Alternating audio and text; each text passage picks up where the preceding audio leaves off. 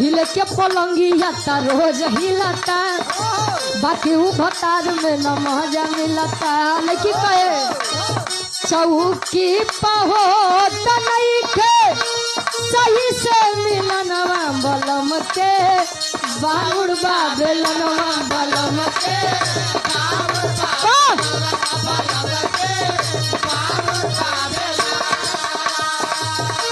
बलम के बाबुड़बा बेलनवा बलम के